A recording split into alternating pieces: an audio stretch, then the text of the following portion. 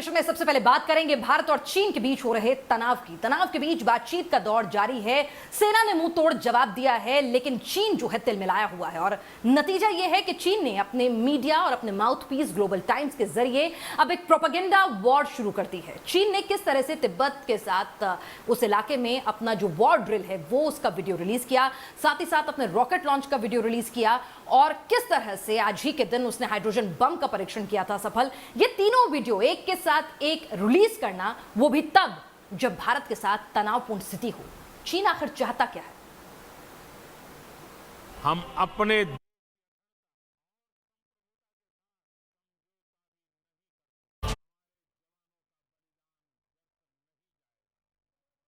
देश के करेंगे। हमारा एक एक वीर कई दुश्मन हुआ, उकसाने की हर कार्रवाई का जवाब देंगे।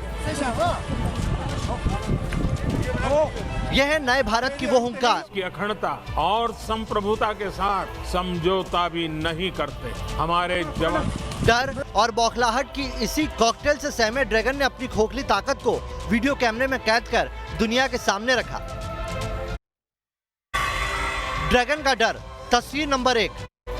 जब गलवान घाटी में भारत के बहादुर चीन के नापाक फौजियों से लोहा ले रहे थे, तब चीन की फौज तिब्बत में एक ड्रिल को अंजाम दे रही थी और इसी ड्रिल से निकलकर आया 54 सेकंड का ये वीडियो।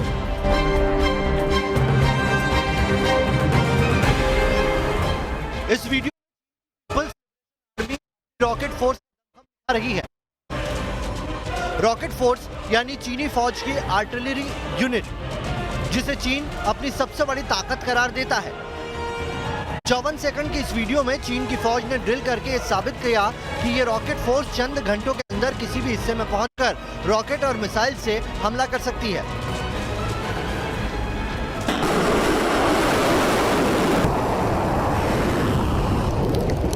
आपको बता दें कि चीन की फौज जिस रॉकेट फोर्स पर इतराती है, दरअसल ये आर्टिलरी यूनिट मिट्टी के शेरों जैसी है।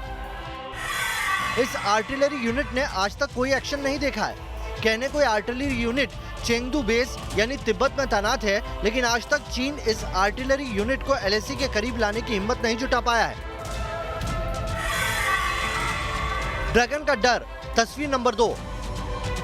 पीएलए ने ग्लोबल टाइम्स के जरिए जो वीडियो जारी किए, उसमें दूसरा वीडियो था चीन की मैकेनाइज्ड डिवीजन के मूवमेंट का।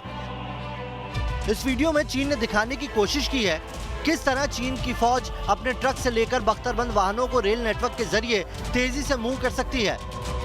अलग अलग लोकेशन में शूट किए गए इस वीडियो के जरिए चीन ने अपने मिलिट्री इंफ्रास्ट्रक्चर की धमकी देने की कोशिश की, लेकिन 22 सेकंड के इस वीडियो को गौर से देखने पर आपको पता चलेगा कि कहीं भी रेल की पटरियों पर मूवमेंट तिब्बत यानी लद्दाख या फिर अरुणाचल जैसी पहाड़ी इलाकों में नजर नहीं आता, क्योंकि ना तो भारत के पूर्वोत्तर की एलएसी और ना ही लद्दाख की एलएसी पर चीन का मजबूत रेल नेटवर्क है। चीन ने अंदरूनी इलाकों में वीडियो शूट कर एलएसी तक अपनी ताकत दिखाने की नाकाम कोशिश की। ड्रैगन का डर, तस्वीर नंबर 3। चीनी सरकार के माउथपीस कहे जाने वाले ग्लोबल टाइम्स ने जो तीसरा वीडियो जारी किया, वो तो सालों पुराना है। ये वीडियो उस जमाने का है जब चीन ने अपना परमाणु परीक्षण किया था।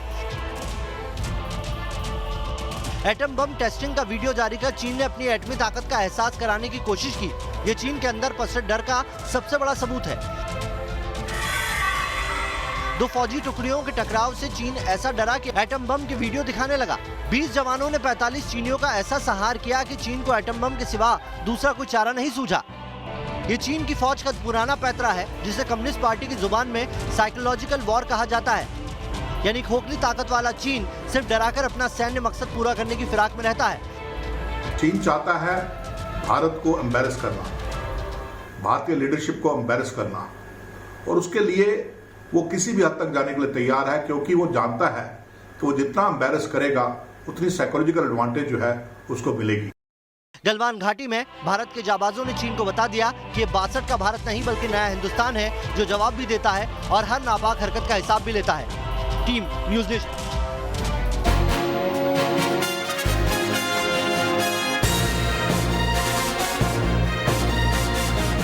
चीन फितरत से ही धोखेबाज है, विश्वासघात करना उसकी पुरानी नीति है। अगर हम इतिहास के पन्नों को टटोलेंगे तो 62 में हिंदी चीनी भाई भाई कहते कहते कैसे उसने 62 के युद्ध को अंजाम दिया था, और अभी भी 5 मई से बातचीत का ड्रामा करते करते किस तरह से गलवान घाटी में इस खूनी संघर्ष को चीन ने अंजाम दिया, ये बताता है उसकी चालबाजियों को, उसकी धोखे भरी नीति को।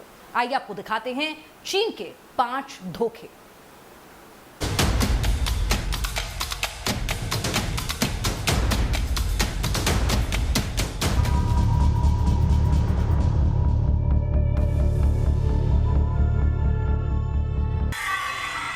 ड्रैगन का धोखा नंबर 1।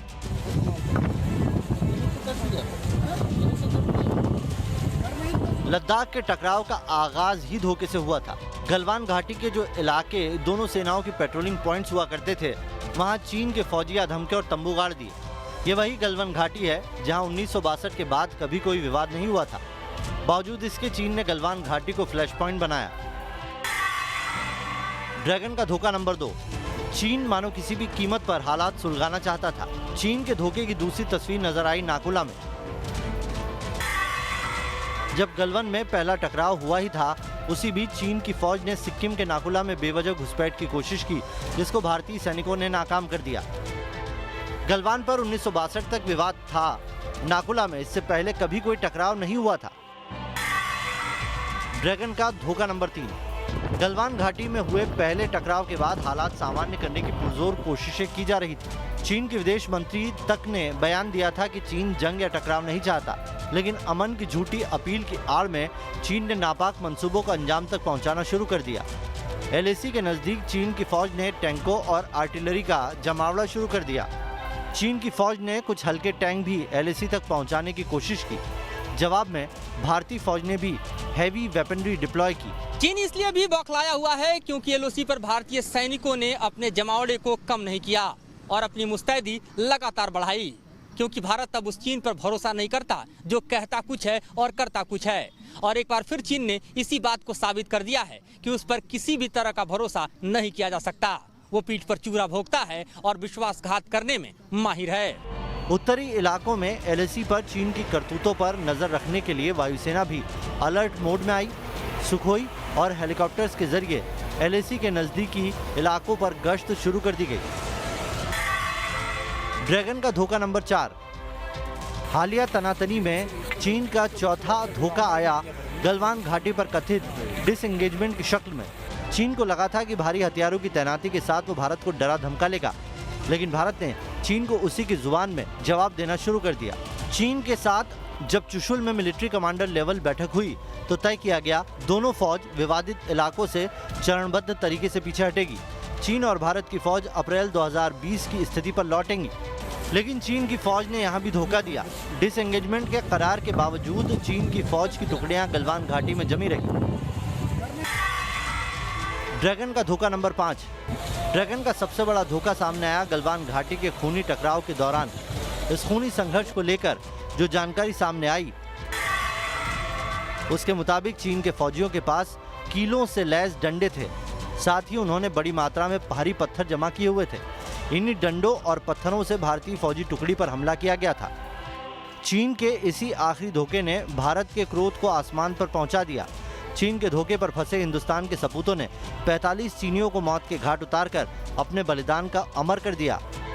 तो अब पूरा हिंदुस्तान कह रहा है चीन को ऐसा मुंहतोड़ जवाब देंगे कि ड्रैगन की 7 पुश्तें याद रखेगी। Team news nation.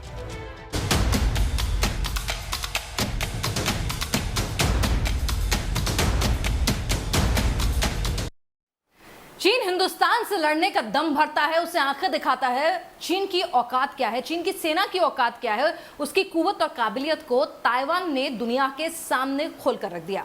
दरअसल चीन की नेवी के लड़ाकू विमान जो हैं, चॉपर्स जो हैं, वो लगातार ताइवान की सीमा में दाखिल होने की कोशिश कर रहे थे, लेकिन जैसे ही ताइवान की एयरफोर्स मैदान में उतरी अपने फाइटर जेट्स के साथ, किस तरह से चीनी विमान दुम दबाकर 48 घंटे में 2 बार भाग खड़े हुए, यही दिखाता है चीन के सैनिकों के हौसले और उनकी फौज की काबिलियत को।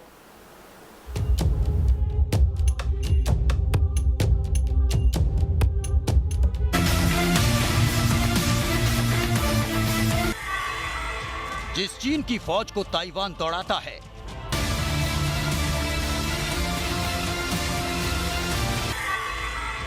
वो चीन किस मुंह से भारत को आंख दिखाता है?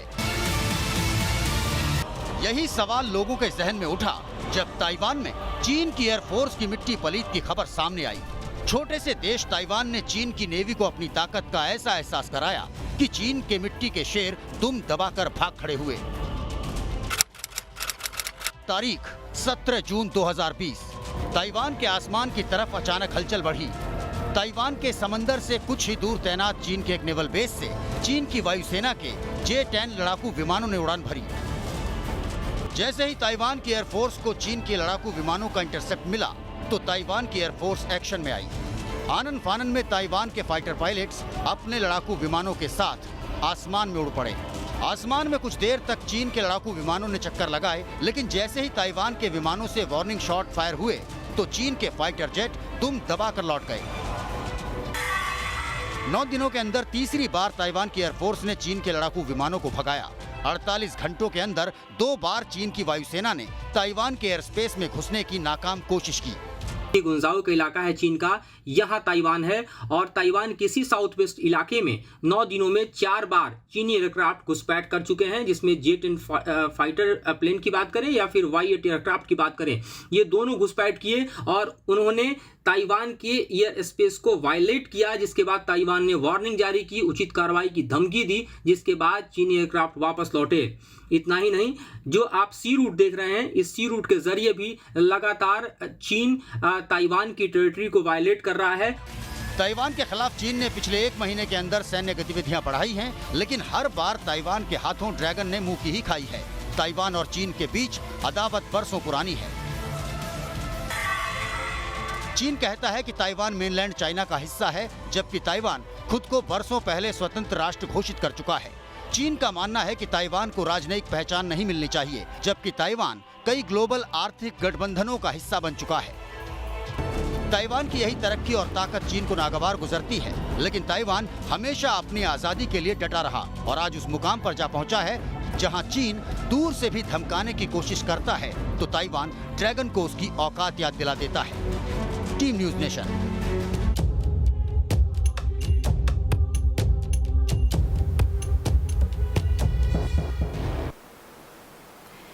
हिंदुस्तान और चीन के बीच तनातनी का फायदा पाकिस्तान उठाना चाहता है। पाकिस्तान को लग रहा है कि भारत की फौज जो है वो चीन की सीमा पर इस वक्त पूरी तरह से अपना ध्यान केंद्रित कर रही है, तो ऐसे में यह अच्छा मौका है पाकिस्तान के पास कि वो घाटी में आतंकी साजिश को अंजाम दे। और इसके लिए जनरल बाजवा ने आतंकियों के साथ चुपके चुपके मीटिंग की। ये सुरक्षा एजेंसियों को इनपुट मिले हैं और उनकी मंशा है कि वो घाटी में अनरेस्ट पैदा करे इस मौके का, इस तनातनी का फायदा उठाकर। लेकिन शायद बाजवा जानते नहीं हैं, हमारी सेना पहले ही कह चुकी है कि दोनों मोर्चों पर एक साथ लड़ने की कुव्वत रखते हैं हम।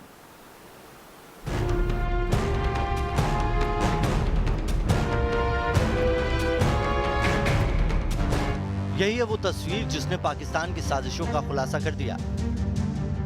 यही है वो तस्वीर जिसने बाजवा के आतंकी इरादों का पर्दाफाश कर दिया। रावलपिंडी में पाकिस्तानी फौज के हेडक्वार्टर की इस तस्वीर से ही सामने आया कि कश्मीर में पाकिस्तान कुछ बड़ा करना चाहता है। मीडिया रिपोर्ट्स में जो दावे किए गए उनके मुताबिक कि रावलपिंडी GHQ में हुई मीटिंग के बाद पाकिस्तानी फौज के साथ ही साथ पाकिस्तान की कुख्यात खुफिया एजेंसी ISI के अधिकारी भी शामिल थे। मीटिंग में तय किया गया कि गलवान के टकराव के दौरान पाकिस्तान कश्मीर में किसी बड़े एक्शन को अंजाम दे सकता है। इन खबरों के सामने आने के बाद ही सवाल उठे, आखिर क्या है वो बड़ा एक्शन जिसका जिक्र पाकिस्तानी फौज की मीटिंग को लेकर किया जा रहा है? क्या आतंकियों की घुसपैठ की फिराक में है पाकिस्तान? भारत और चीन के बीच टकराव के दौरान पाकिस्तान आतंकियों की घुसपैठ कराने की कोशिश कर सकता है, क्योंकि यही एक मोर्चा है जिस पर पूरे साल पाकिस्तान नाकाम रहा है। पिछले एक हफ्ते के दौरान पाकिस्तानी फौज ने पुंछ, उरी, बारामूला, तंगधार, नौगाम, नौशेरा सेक्टर में लगातार सीजफायर वायलेशन किया है, जिससे ये इशारा मिलता है कि पाकिस्तानी फौज गोलीबारी के आड़ में आतंकियों की घुसपैठ कराना चाहती है। क्या आतंकियों को दोबारा सक्रिय करना है मकसद? आतंकी घुसपैठ कराने का मकसद कश्मीर में आतंकी संगठनों को नई साज देना भी हो सकता है। लॉकडाउन शुरू होने से लेकर अब तक सुरक्षा बलों ने कश्मीर में आतंकियों की कमर तोड़ दी है। इस साल कश्मीर में तकरीबन 100 आतंकी ढेर किए जा चुके हैं। पुलिस ने आतंकियों की कमाई के धंधे यानी ड्रग नेटवर्क की कमर तोड़ दी है। बड़ी तादाद में आतंक परस्त ओवरग्राउंड वर्कर पकड़े गए हैं। इतना ही नहीं, रियाज नाइकू, हैदर जैसे आतंकी कमांडर ढेर होने से हिजबुल, जैश और लश्कर तीनों के तोते उड़े हुए हैं। बहुत मुमकिन है कि पाकिस्तान किसी एक्शन के जरिए आतंकी संगठनों को दोबारा खड़ा करने की कोशिश में हो। क्या बम धमाके की है साजिश? पुलवामा हमले के बाद आतंक का नया ट्रेंड सामने आया। ट्रेंड ये कि अब आतंकी आईईडी के जरिए बम धमाका करने की नापाक कोशिशों के अंजाम देने की फिराक में है। वजह या मकसद कुछ भी हो, लेकिन भारत भी पाकिस्तान के इरादों से वाकिफ है। एलएसी पर चीन से तनातनी जारी है, लेकिन एलओसी से ध्यान नहीं हटाया गया है। पाकिस्तान के नापाक इरादों के मद्देनजर भारत ने उरी, बारामूला जैसे एलओसी के सेक्टर्स में अपनी तैनाती और मुस्तैदी में इजाफा कर दिया है। Team news nation.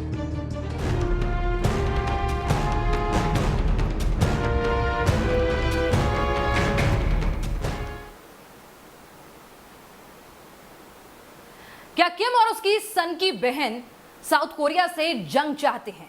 यह सवाल उठने लगा है क्योंकि जो कम्युनिकेशन ऑफिस बना हुआ था लाइन ऑफ कंट्रोल पर दोनों मुल्कों के बीच में, उसे किम की बहन ने उड़वा दिया है। क्या है किम और उसकी बहन का डेंजरस प्लान?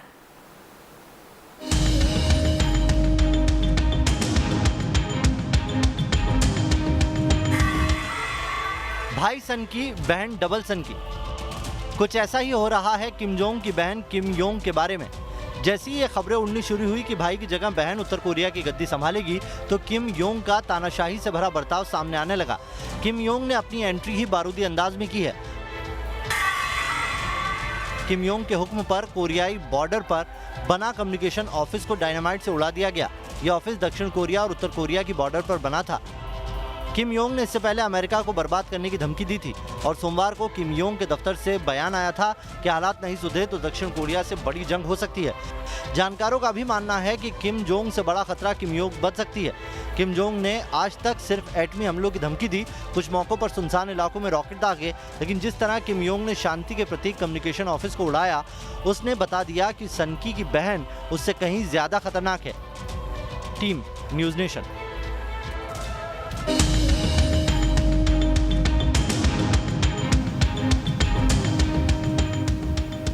चीन लगातार कोरोना पर झूठ बोल रहा है। पहले उसने कहा कि कोरोना लैब से नहीं बल्कि चमगादड़ों से आया है।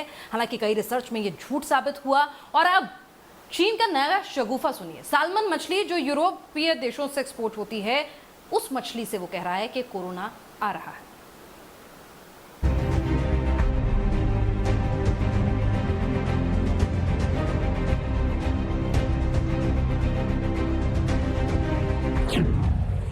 चीन का पहला झूठ, चमगादड़ों से फैला कोरोना।